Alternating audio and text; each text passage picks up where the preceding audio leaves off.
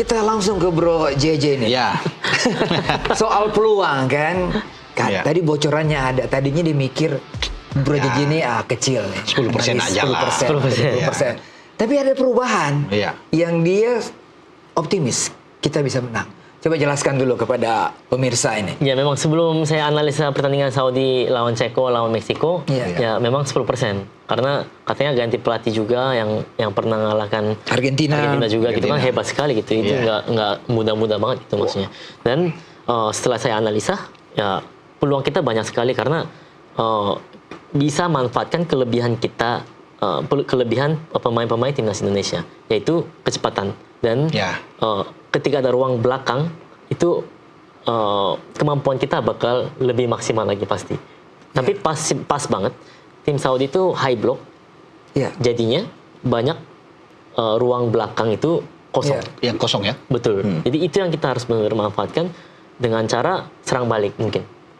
Kalau misalnya sebelum serang balik, misalnya Saudi menyerang ataupun kita menyerang kayak biasa, itu mungkin nggak terlalu efek. Tetapi kalau misalnya kita lagi transisi, build up atau kita serang balik, itu harus secepat mungkin harus kita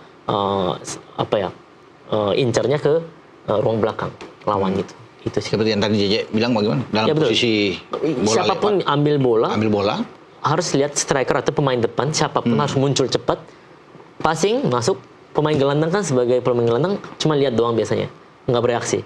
Itu yang harus dilatih, biar balik badan bereaksi langsung datang dan terima bola back pass, langsung wall pass. Atau mungkin bisa juga through pass gitu ke depan. Itu kita terapkan di GBK ketika kita menang 2-0. Bagaimana beberapa gol itu kan oleh Pak Lino kan? Lino 2 kali kan, datang dari belakang, kemudian Lino bisa mengambil, bisa melepaskan tembakan, kemudian gol kedua itu penetrasi yang cepat dari Verdong ya, dari sisi kiri lawan. Verdong tiba-tiba dari bek kiri, tiba-tiba ada di kanan, dan dia dengan cepat masuk ke sana untuk bisa memberikan ke Lino kan. Itu jadi saya pikir akan banyak belajar.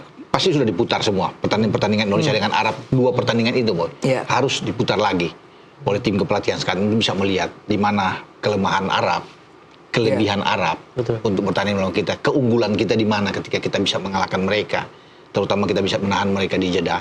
Itu harus dipelajari, dan saya yakin bahwa sekarang kan sudah ada tim analisis yang bagus-bagus yang sudah dipilih, ya mereka akan bisa bekerja dengan baik untuk menyambut pertandingan pertama ini di grup B ini.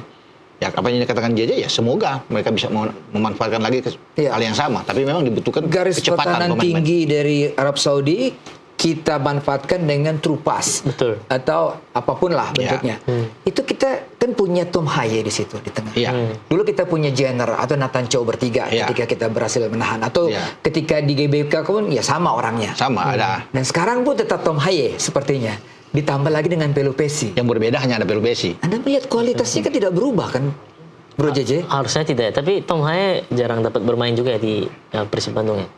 Sekarang udah mulai main sih. Mulai main ya. Belum di Almere dia nggak bisa bermain. Nah, di Persib Bandung mulai dia dapat kesempatan untuk bisa main. Iya, makanya. Ivar juga nggak datang. Ivar juga nggak datang ya. Iya. Ivar katanya cedera. Iya. Cedera tapi baru main juga kayaknya. Kemarin ya ada sempat main dia kemarin. Iya, sempat main terus gol lagi ya. Kemudian ada Nathan sekarang ya. Kalau Nathan main terus. Kalau saya sih lihat kalau Joey Pelupesi itu pemain bagus. Bagus ya. Serius itu bagus banget. Nah, itu aja. Apa ya? Kita lihatnya bukan cuman skillnya dia ya. Tapi ketika nggak ada bola, coba lihat dia gitu bagaimana. Itu yang sebenarnya sangat penting, dan mungkin pengawas sepak bola itu kan maksudnya kadang lihatnya pas tendang golnya, lihatnya gitu doang kan. Tapi dia nggak lihat proses. Iya betul. Pas off the ball, dia kayak lihat situasi terus, scanning terus. Dan ketika terima bola dia scanning, panning terus ya, scanning terus bagaimana. Itu Tom Haye. Dan Pelupesi ya. Jagonya itu, dan passingnya pun menurut saya kelas. Lumayan kelas. Yang cuman kekurangannya hanya cuman satu, maunya cuman distribusi bola dari belakang aja. Bukan dia yang cari ruang belakang. Itu yang memang waktu zamannya Coach Shin memang selalu tegaskan itu. Jadi pemain gelandang yang harus cari ruang belakang, bukan striker. Kalau striker kan ada man to man. Jadi di marking terus. Jadi ya pasti dilihat terus walaupun dia cari ruang belakang. Tapi kalau misalnya pemain gelandang yang cari ruang belakang, itu nggak akan bisa lihat gitu. Pasti karena pada punya man-to-man sendiri-sendiri gitu. Jadi itu yang selalu ditegaskan. Tapi Joey Pelopessi memang pemain bagus, tapi menurut saya itu aja yang harus dilakukan. Nah, ketika Joey Pelopessi cari ruang belakang, berarti siapa yang harus cover di posisinya Joey Pelopessi? Itu yang harus dikasih tahu oleh tim kepelatihan. Iya. Karena sudah pasti di tengah itu Joe akan berpasangan dengan Tom, udah pasti berdua kan. Nah, sebenarnya itu yang harus rotasi sih, maksudnya dari pemain sendiri. Nggak perlu harus kamu yang harus cover. Itu kan itu udah otomatis. Itu tergantung situasi, bisa nggak ada di situ juga. Misalnya disuruh Tom kamu yang harus cover ya. Tapi kan bisa aja nggak di situ di situasi itu. Nah kalau gitu harus ada yang bergerak sendiri ke sana untuk cover ke situ. Dan kalau udah kosong di sini pasti ada yang cover lagi gitu. Itu yang kerjasama gitu di antara pemain. Ada Ricky Kambuaya kan? Iya, ada ketika di Arab Saudi, ketika di Jeddah pertandingan pertama kan Verdong yang masuk. Iya. Verdong yang masuk ke dalam. Main yang ketiga, Verdong, ada Jai sama kemarin juga melawan Libanon ya. Melawan Libanon Verdong masuk tapi agak ke tengah kan. Posisinya Tom sama Joy yang bermain kan tidak jelek-jelek amat kan. Oke bagus karena di kiri ada di James. Kita tidak tahu apakah posisi atau skema seperti itu akan ditampilkan kembali. Ya, jadi ya semua tergantung dari PK untuk melihat pemain-pemain mana yang dia akan tampilkan untuk mendamping Joe Pelopessi. Apakah Nathan juga bisa dimainkan di sana atau Verdong yang akan mendampingi itu atau Tom bahkan. Ya, dia akan melihat itu. Jujur kayak belum terlalu kelihatan kayak taktiknya Patrick Kluivert yang matang seperti apa gitu. Karena mungkin lawannya juga kemarin Lebanon dan lawan Chinese Taipei yang mungkin dianggap nggak terlalu kuat lah, maksudnya nggak setara seperti lawan-lawan yang sekarang gitu, kayak Saudi atau Irak gitu. Jadi itu yang sebenarnya sangat disayangkan, tetapi ya mau gimana udah terlanjur juga. Dan dengan situasi kayak gini, bagaimana taktik apa yang akan diterapkan gitu kepada para pemain gitu, itu sih sebenarnya menjadi kunci sih bagaimana kita bisa. Menurut JJ kemarin sebaiknya kita jangan tanggung-tanggung seperti Arab aja yang memilih lawan Ceko di FIFA Matchday lawan Makedonia kan. Kita tanggung-tanggung dengan Eropa aja sekalian gitu. Harusnya lebih baik ya memang tim-tim lebih kuat kan Saudi harusnya berarti cari tim Asia dong, Asia Timur. Tapi mereka cari Eropa. Tapi ya carinya Eropa kan. Menurut saya memang carinya juga harus lawan yang berat sih. Baru bisa kita juga pressure yang tinggi ya. Ya, pressure tinggi. Di pressure tinggi itu bagaimana kita bisa keluar dari pressure itu. Itu yang harus kita dilatih terus di pertandingan. Itu yang sebenarnya sangat disayangkan, tapi ya udah ini mau gimana udah terjadi kan maksudnya. Tadi Bro JJ juga bilang bahwa kita punya kelebihan kecepatan. Dan dengan pola yang diterapkan oleh coach Shin tuh pemain sayap kita tuh harus kuat menyerang dan kuat bertahan. Betul. Ya kan? Dulu kita punya Verdong dan kita punya siapa di sini? Ada Dix, Sandi, ada Yakub, ada Sandi juga kan? Iya, ada Sandi juga. Lawan Arab Sandi kan sempat main memang. Main. Jadi sebenarnya kalaupun diterapkan pola seperti coach Shin ke kepala yang sekarang, saya pikir bisa karena kita punya kecepatan. Kalau Yakob Sayuri main di kanan, Yakob punya kecepatan kan. Yakob sangat kuat. Kalau memang dia bermain dengan 4 back, kita katakan dengan 4 back, berarti Kevin Dix akan bermain center back dengan Jai. Nah, kita punya 2 kecepatan di full back kita. Ada Yakob di kanan dan ada Verdong bermain dari kiri. Yang kita memang andalkan dengan itu. Jadi ya tergantung dia bagaimana. Apakah bermain dengan 4 back atau dengan 3 back. Nah, itu juga kita belum tahu kan ya. Itu yang sebenarnya menjadi sebuah masalah. Maksudnya kita aja nggak tahu, tapi apakah pemain bisa bermain dengan baik gitu? Itu yang dikhawatirkan. Tetapi karena saya lihat banyak bolongnya, banyak kekurangannya dari tim Saudi Arabia, jadi menurut saya ya ada peluang 60%. Saya ada peluang. Saya optimistis. Itu yang paling penting. Seorang Bro JJ mengatakan optimis. Ada peluang. Kita bisa mencuri poin di situ, menang ya kan? Karena kamu lihat tadi Om Boy bilang saya udah lihat lawan Ceko. Iya.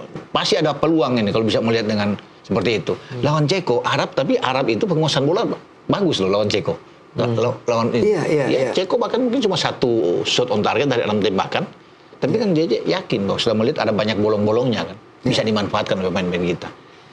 Melihat pemanggilan pemain sekarang ini, 28 sampai 30. Bro JJ 28 sekarang udah ke 30 kan. Kalau dia bilang dari optimis 29. tadi menang, berarti dia cukup puas dengan pemanggilan para pemain yang dipanggil oleh Coach Patrick. Nggak tahu, belum tentu juga sih sebenarnya, tapi nggak tahu ya. Pemanggilan hampir sama semua ya. Hampir sama ya. Tapi ada beberapa pemain yang muncul tiba-tiba. Kayak Maklok masuk lagi. Lele Pali. Iya. Beckham juga ada. Yang baru mungkin sebelumnya nggak ada gitu. Iya. Sama siapa lagi ya? ada beberapa pemain baru ya, kayak Mauro Miliano. Mauro Miliano itu baru ya itu.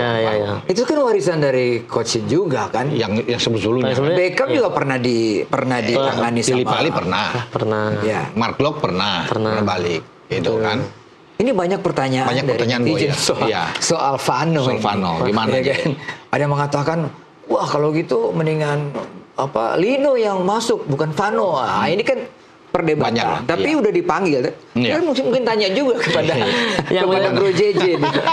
Pasti pertanyaan yang sering ditanyakan ke Bro JJ. Yang udah terjadi kita nggak bisa ngapa-ngapain. Paling bisa komplain doang. Nggak akan terjadi perubahan ya. Nah, kalau saya bilang sebenarnya tempo. Saya mau ngomong tempo pertandingan. Kan di Liga 1 sama di pertandingan ajang internasional itu bakal beda banget. Artinya kita ketika terima bola, salah, terus kita masih bisa kontrol lagi dan harus passing. Itu mungkin bisa dibilang Liga 1. Tetapi di ajang internasional kita kontrol bola, salah, udah hilang. Itu maksudnya beda tempo. Nah, memang Lili Pali Stefano itu memang bagus, pemain baik dan udah membuktikan juga di liganya gitu. Tetapi tempo yang berbeda, bagaimana si Lili Pali bisa nggak adaptasi cepat dengan tempo itu? Tetapi sampai sebelum itu belum membuktikan. Jujur dari pertandingan mulai dari Jepang ya. Pertama Jepang kayaknya main. Jepang habis itu lawan siapa lagi ya? Lawan Cina juga main dan lawan kapan lagi ya? Lebanon juga main. Tetapi sampai sekarang sih jujur saya belum terlalu kelihatan. Ya kalau sebagai pemain top di Liga 1 harusnya bisa membuktikan dia itu ya sebenarnya bisa adaptasi dengan tempo ini gitu. Tapi ya PR-nya sebenarnya Stefano Lili Pali sebenarnya. Dia bisa nggak adaptasi dan bisa mengikuti temponya pertandingan ajang internasional ini. Kembalinya Mark Locke gimana? Ya, melihat setelah 1,5 tahun bermain kan? Kan dia lama dengan Coach Shin juga kan. Sekarang dia balik lagi tuh. Memang karena dia kelebihannya memang mobilitasnya. Ya, jadi bola ada di mana dia selalu ada. Dia itu yang Coach Shin menilai dia itu tinggi. Mainnya bagus ya. Main bagus sekali itu. Walaupun kadang kurang detail, mulai kayak passingnya, tetapi ya mungkin dia karena pemain profesional pasti bisa memperbaiki diri lah maksudnya dengan sadar bahwa ada kekurangan dia gitu. Itu mungkin kalau bisa diperbaiki dia bisa menjadi. Tapi Mark Locke kan seorang pemain pekerja keras ya. Benar. Dia latihan pun dia paling di depan. Dia mau jadi teladan buat pemain-pemain lain. Dia pemain baik. Nah, Bro JJ dan Bung Ropan, persoalan kita sejak zaman Coach Shin sampai sekarang ini adalah lini depan. Ya kan? Kita tidak punya striker yang mungkin striker murni, striker nomor 9 kalau kata banyak orang. Sampai detik ini pun. Ya kan, kalaupun ada yang dipanggil, ya seperti Zylstra juga belum menyatu ataupun baru. Ya kan, ada Ramadan Sananta juga anak didik Coach Shin juga. Bagaimana Bung Ropan? Karena kita kan cetak gol. Betul.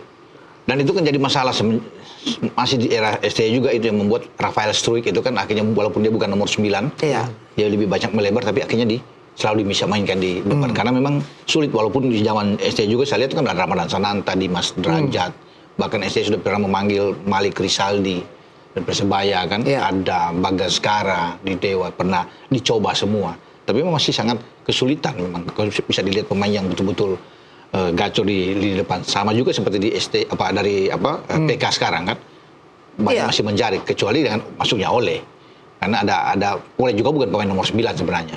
Lebih ke nomor 10 Ole. Jadi dipaksakan main di sana. Nomor 9 benar-benar itu Ramadan Sananta yang ada di sana dan Mauro Zylstra itu nomor 9 benar. Tapi kan Zylstra belum punya jam bermain yang banyak. Tempo, bisa dibuktikan tempo. Di Volendam juga ya. Mauro juga memang masih muda kan. Masih muda. Dan itu menjadi masalah juga. Menjadi masalah. Iya gitu. Mungkin Ole yang kalau memang tapi Ole kan baru habis operasi.